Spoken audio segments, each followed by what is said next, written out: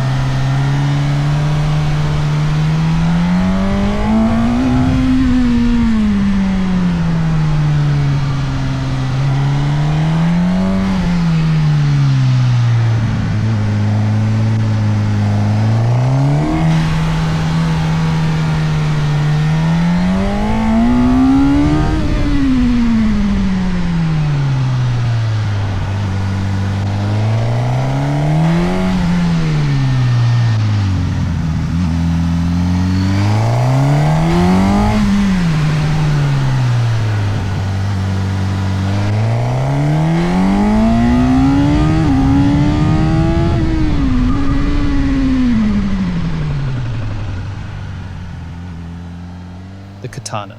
I can't quite remember now whether it's a long sword or a short sword, but the keen 1000 PS fans surely know that exactly because we've definitely explained it in about 10 different videos already. The Katana isn't a brand new motorcycle from Suzuki, but it's received a small upgrade for 2025.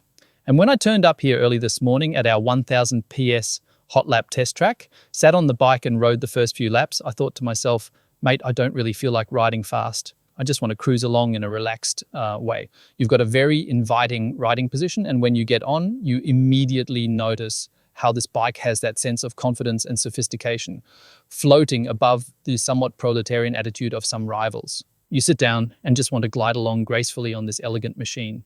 But then I thought, all right, for you lot, the 1000 PS fans, I've got to give it a bit of throttle, so the Suzuki fans are happy too.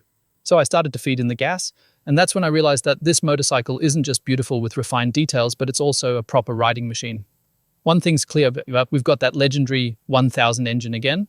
I really hope the guy at Suzuki who originally designed it got a promotion, because I think he's lifted half of Suzuki's model range with that engine. And once again, the engine shines here with the same strengths as in all the other bikes before it. Good throttle response, smooth behavior when you're rolling through corners without pulling, nice torque delivery, and a lively character. Everything's just as good as before. And in this bike, it's got an extra sense of calmness. Yes, when you're in the saddle, you don't have to push it. It feels right just to glide gently through the bends. But of course, once we activate the ride link at the back, our GPS data recording, I've got no choice but to give it the spurs. Unfortunately, there's a bit of a fun killer fitted here. It's got very safe, stability-focused stock tires. They're called Dunlop Road Sport 2.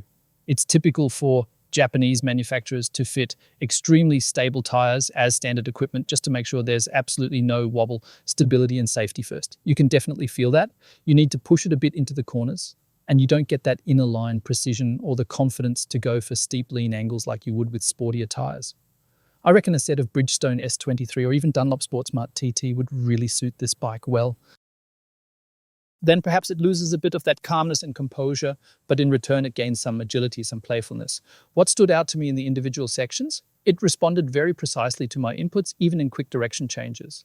So even though it's a big, powerful 1000 cubic centimeter motorcycle, it's actually very easy to ride. When you're up there with that wide handlebar, you can steer it with great precision.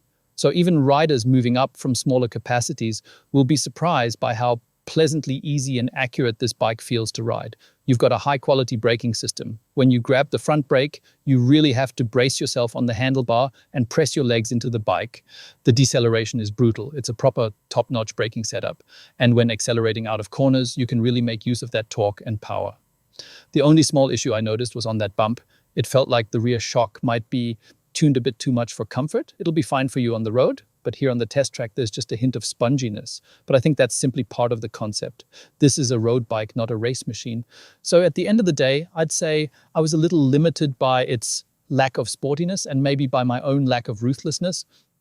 I probably needed that sharper, more direct front end. I wasn't quite sporty enough for it, but otherwise it's a motorcycle that brings you joy when you clean it, when you look at it, and when you just glide along.